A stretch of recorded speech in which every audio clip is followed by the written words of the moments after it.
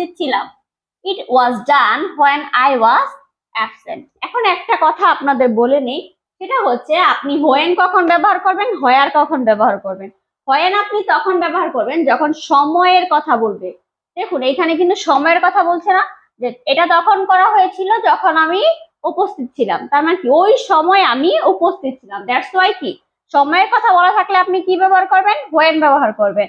এখন হোয়ার কখন ব্যবহার করবেন, হোয়েন হোয়ার তখন ব্যবহার করবেন যখন কি যে কোনো প্লেসের কথা বলা থাকবে, কোনো জায়গার কথা উল্লেখ থাকবে, তখন কি আপনি হোয়ার ব্যবহার করবেন। এখানে দেখুন আরেকটা সেন্টেন্স আছে, তারা বাস করে সেখানে আমার বাড়ি। তো এইখানে একটা জিনিস মিসিং আছে না, এখানে যদি আমি আবার বলে দেই, এখানে যদি বলি তারা